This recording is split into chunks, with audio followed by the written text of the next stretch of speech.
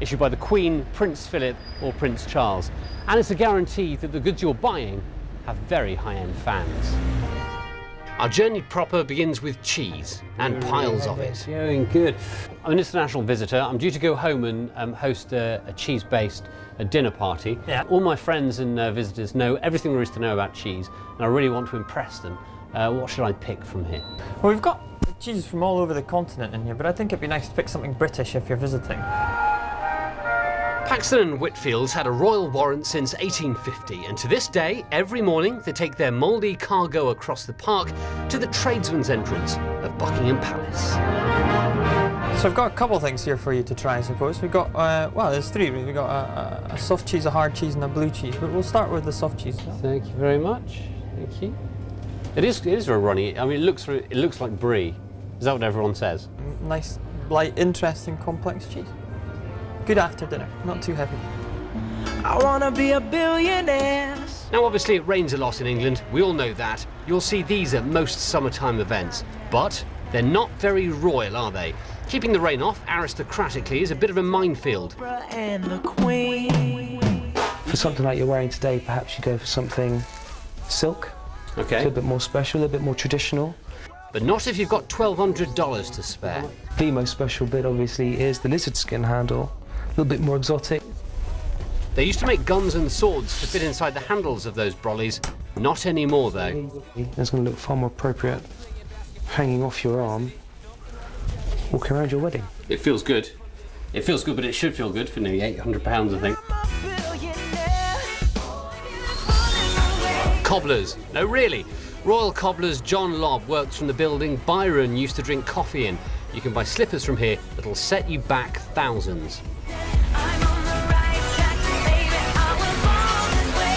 How much can you tell me about what kind of shoes you're making for the royal family? I can't tell you anything about that. Why not? Why not? Well, it's rather like all our other customers. It's confidential, and particularly the royal family. All we can possibly say is that we hold their warrants. We're very proud to hold the warrant. It's a great thing. It shows an amount of excellence that goes into the work. And so it helps us, and it's a sign to customers. My journey finishes at the very top end. In one of those shops where no matter how rich you are, you never feel quite posh enough. If I was going to come in off the street, what would you recommend that I spend? What kind of money are we talking about? Do you know, rings do vary greatly in price. I would ask you, what would you like to spend, and I will try and find something. Anything from £1,500 to 50,000 to 150,000. You know, you should spend what you feel comfortable spending.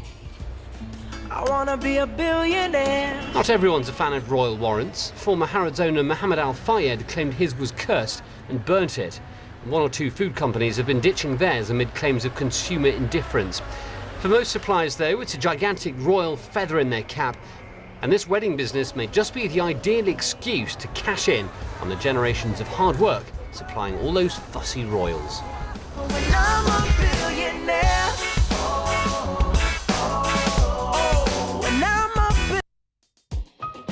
For the times of the full-length Fast Track this weekend, please visit our website at bbcworldnews.com/fast track. Who is going to feed the world? Who will move those billions of people around? And how will we clear up after them? I'm Adam Shaw, and I'm on a journey right across the world, meeting the people and companies, finding the major business solutions to the challenges facing us all over the next 10 years. As we look to the future, where will business take us? Horizons, coming soon on BBC World News.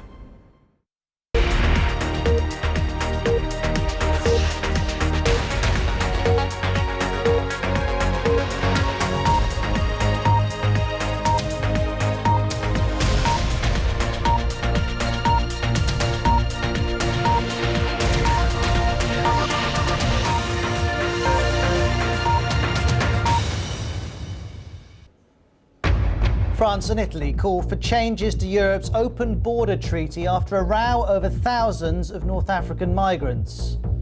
The US has warned its citizens to leave Syria as the government there intensifies its campaign against peaceful protests.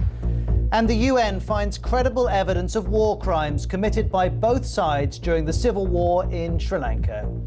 Hello, I'm Ros Atkins. Welcome to BBC World News. Also in this programme, the American-led forces in Afghanistan say they have killed the second most important al-Qaeda leader in the country.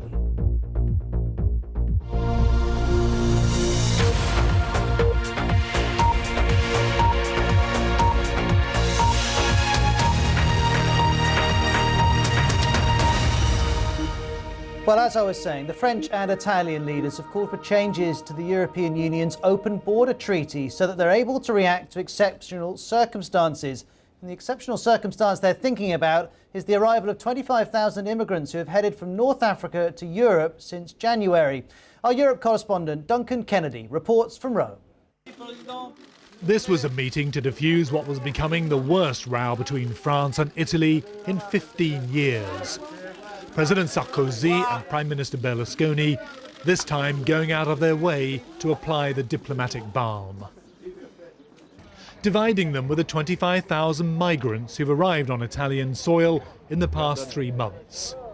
Mostly Tunisian, Italy wanted France and other European Union states to take them in. France didn't want them. Each accused the other of playing politics with immigration. The face-to-face meeting seems to have worked, with both men praising the actions of the other and each calling on the European Union to revise the Schengen Treaty, which guarantees free movement of people across borders. We spoke about Schengen. Neither of us want to deny Schengen, but in circumstances, exceptional circumstances, we both believe that there should be variations to the Schengen Treaty, and we've decided to work on that together. President Sarkozy agreed, saying that in exceptional circumstances, the Schengen Treaty should be temporarily set aside to allow border controls to be put back in place. We should share problems within the Schengen Treaty, and we are pleased that we have a common statement, convergence of ideas, and we will suggest it to the European Council to look into it. But despite the agreement between the Prime Minister and the President to call on the European Union to do more, that won't solve the immediate problem of what to do with the 25,000 migrants who are already in Italy. So has today's meeting worked? Well, the two leaders certainly gave the impression they wanted more cooperation and less bickering.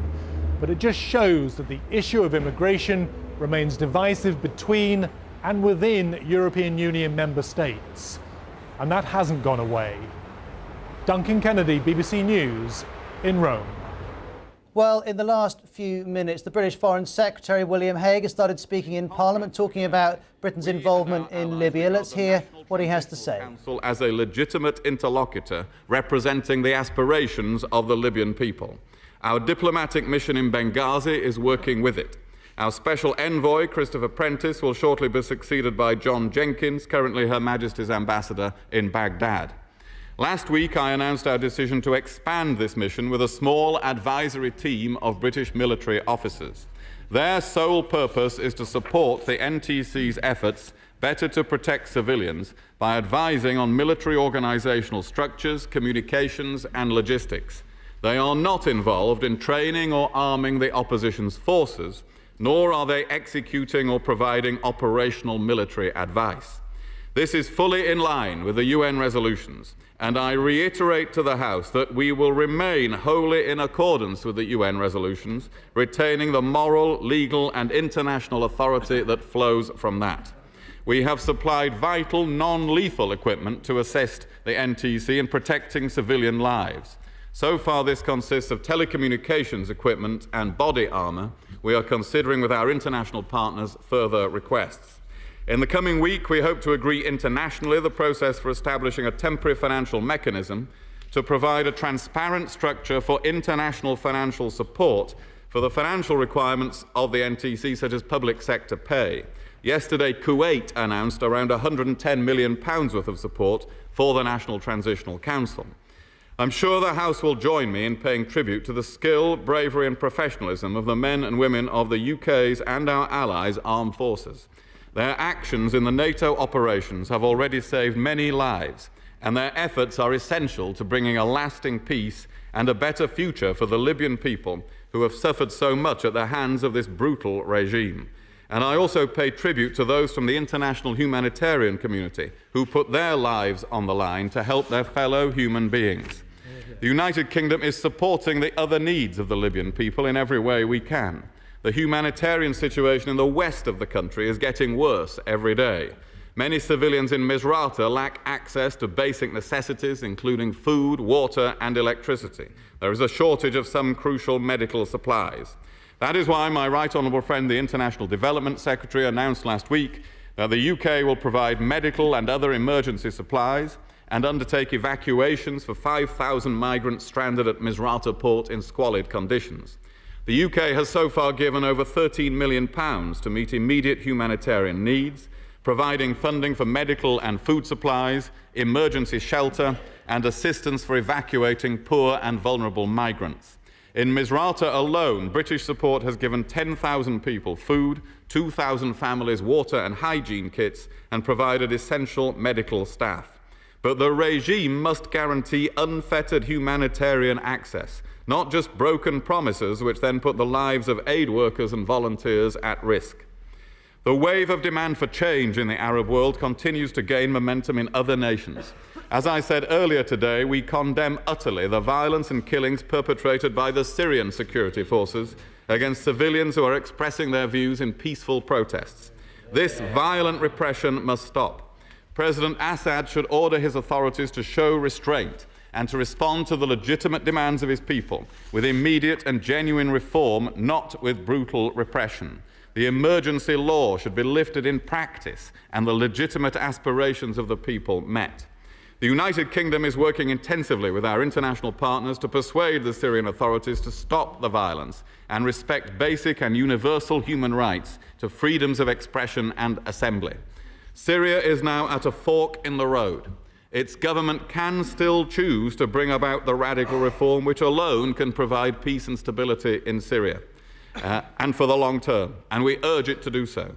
Or it can choose ever more violent repression, which can only ever bring short-term security for the authorities there.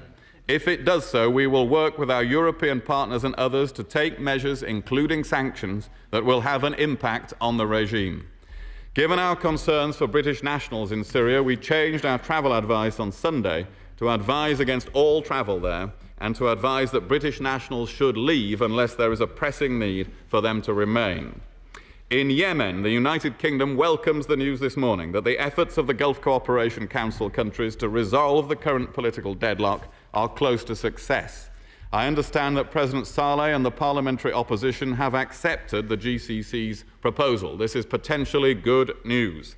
Both sides now need to come together to confirm their commitment to the peaceful, inclusive and timely transition process that the GCC has brokered. The United Kingdom remains committed to our long-standing support for Yemen in these difficult times. Although the immediate situation in Bahrain is calmer, there continue to be credible reports of human rights abuses. I urge the government of Bahrain to meet all its human rights obligations and uphold political freedoms, equal access to justice and the rule of law.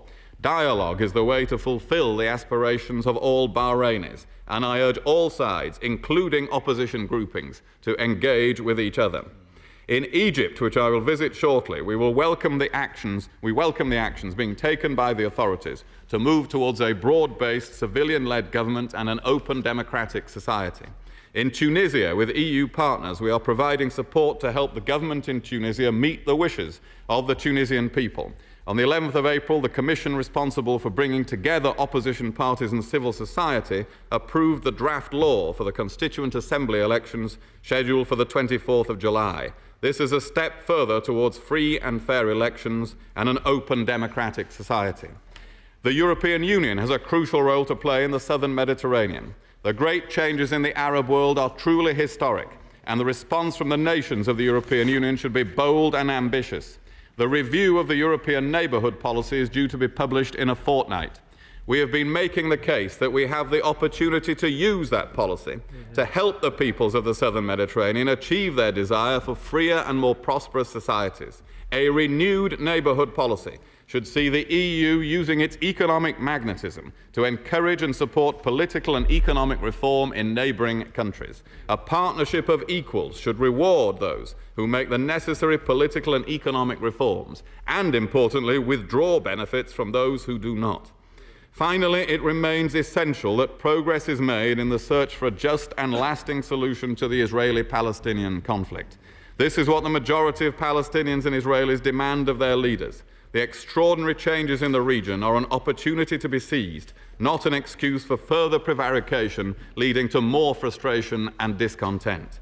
Mr. Speaker, in our response to the dramatic events in North Africa and the Middle East, we will continue to stand for reform, not repression, for the addressing of grievances rather than brutal reprisals. It is a policy in accordance with our own beliefs, in line with our own national interest, and in pursuit of the peace and prosperity of the wider world. Mr. Douglas Alexander. Plenty to digest there. That was the British Foreign Secretary William Hague speaking in the House of Commons. Let's go straight to the BBC's political correspondent, Naomi Grimley. Naomi, William Hague there talking about the Israelis and the Palestinians, Tunisia, Bahrain, Syria and Libya. Maybe we could start with the latter. Some things we'd heard before, but some new comments in there as well. What did you pick out? Yes, when it comes to Syria, Mr. Hague said that they were facing a fork in the road. He also confirmed that the European Union was looking at sanctions and that the UK is working with other international partners to look at presenting some kind of UN statement when it comes to Syria. And he reiterated his view that violent repression must stop and that the emergency laws must be lifted, not just when it comes to statements from the Syrian government, but also in practice. And Naomi, I was also struck that he talked about a temporary financial mechanism in Libya to help financial assistance be provided to the National Transition Council. That's right. The British government has been beefing up all the while the support that it's been given to the Interim National Council in Benghazi. So this began by giving telecommunications help. It then went on to military liaison officers, which some MPs here are concerned about. And now, as you mentioned, he also talked about financial support, temporary financial support was what he mentioned, but he's saying that this would be used to help fund public sector wages, for example. So clearly the support for the Interim Council is being strengthened all the time, and Mr. Hague stressing that they do regard them as the legitimate points of contact now. And you could also hear the frustration in his voice, couldn't you, when he was talking about the humanitarian situation in the west of Libya. He says it's getting worse every day and asked for unfettered humanitarian access. Clearly he doesn't believe that the assistance he wants to provide can reach the people who need it at the moment. That's right, and Mr. Hague was briefing the British Cabinet this morning on this subject, and in fact the form of words that came out of that briefing was that Britain is preparing itself for the long haul in Libya. Now, since that briefing, there's been a lot of trying to spin what that actual phrase meant. But clearly, there is a frustration about the deadlock. The other thing that William Hague is trying to stress is that they're now trying other things. For example, the Italians are putting in more resources when it comes to actually joining in those sorties. Previously, the Italians have been very concerned to be in the actual bombing raids because of their colonial history in Libya. So Mr. Hague trying to stress more and more that this is a united front and that they're stepping up the pressure on Gaddafi. But as you say, frustration that it doesn't actually seem to be breaking the deadlock. Many thanks, Naomi. That's Naomi Grimley, our political correspondent. Let's bring in Jonathan Marcus, who's here in the studio with me, the BBC's diplomatic correspondent. William Hague covered a lot of territory there, but with reference to Syria, he said it's not any good